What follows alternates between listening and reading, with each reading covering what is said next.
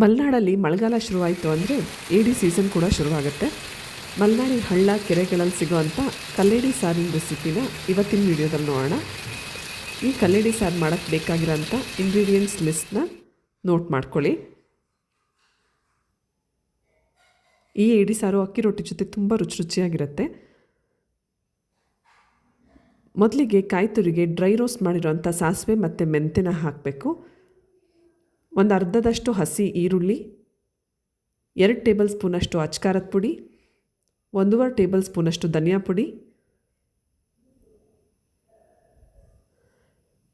1/2 tea ಸ್ಪೂನಷ್ಟು ಜೀರಿಗೆ ಪುಡಿ, 1/4 ಟೀ ಸ್ಪೂನಷ್ಟು ಅರಿಶಿನ ಪುಡಿ. ಇದಿಷ್ಟನ್ನು ಮಿಕ್ಸಿಲಿ ನುಣ್ಣಗೆ ಪೇಸ್ಟ್ ಮಾಡ್ಕೊಬೇಕು. ಒಂದು ದೊಡ್ಡ ನಿಂಬೆಹಣ್ಣು ಗಾತ್ರದಷ್ಟು ಹುಣಸೆ ಹಣ್ಣನ್ನು ಬಿಸಿನೀರಲ್ಲಿ ನೆನೆಸಿ ಅದ್ರ ಪೇಸ್ಟ್ ತೆಗೆದಿಟ್ಕೊಬೇಕು.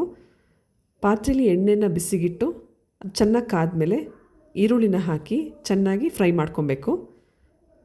ಈರುಳ್ಳಿ ಚೆನ್ನಾಗಿ ಬೆಂದಮೇಲೆ 1 ಟೀ ಸ್ಪೂನಷ್ಟು ಶುಂಠಿ ಬೆಳ್ಳುಳ್ಳಿ ಪೇಸ್ಟ್ನ ಹಾಕಿ ಅದರ ಹಸಿ ವಾಸನೆ ಹೋಗೋವರೆಗೂ ಚೆನ್ನಾಗಿ ಫ್ರೈ ಮಾಡ್ಕೊಬೇಕು. ಇವಾಗ ರುಬ್ಬಿಟ್ಟಿರೋಂಥ ಖಾರನ ಸೇರಿಸಿ ಅದಕ್ಕೆ ಬೇಕಾಗಿರೋಷ್ಟು ನೀರನ್ನ ಹಾಕಿ ಕನ್ಸಿಸ್ಟೆನ್ಸಿ ಅಡ್ಜಸ್ಟ್ ಮಾಡ್ಕೊಬೇಕು. ಇದಕ್ಕೆ ನಮಗೆ ಎಷ್ಟು ಬೇಕೋ ಅಷ್ಟು ಹುಣಸೆ ಹಣ್ಣಿನ ರಸನ ಹಾಕ್ಕೊಬೇಕು. ಈ ಸಾರು ಚೆನ್ನಾಗಿ ಕುದಿಯೋಕ್ಕೆ ಸ್ಟಾರ್ಟ್ ಆದಮೇಲೆ ಕ್ಲೀನ್ ಮಾಡಿಟ್ಟಿರೋ ಅಂಥ ಏಡಿನ ಹಾಕಿ ರುಚಿಗೆ ತಕ್ಕಷ್ಟು ಉಪ್ಪನ್ನ ಹಾಕಿ ಒಂದು ಅರ್ಧ ಭಾಗ ಹಸಿ ಈರುಳ್ಳಿನ ಸೇರಿಸಿ 1 ಹಸಿರು ಮೆಣಸಿನ್ಕಾಯಿನೂ ಹಾಕಿ ಚೆನ್ನಾಗಿ ಕುದಿಸ್ಬೇಕು. ಹಸಿರು ಮೆಣಸಿನ್ಕಾಯಿ ಹಾಕೋದ್ರಿಂದ ಹೊಲಸು ವಾಸನೆ ಹೊರಟು ಹೋಗುತ್ತೆ. ಈ ಸಾರಲ್ಲಿ ಎಣ್ಣೆ ಸಪ್ರೇಟ್ ಆಗೋವರೆಗೂ ಕುದಿಸ್ಬೇಕು. ರುಚಿಯಾಗಿರೋಂಥ ಮಲೆನಾಡು ಸ್ಟೈಲ್ ಏಡಿ ಸಾರು ರೆಡಿ.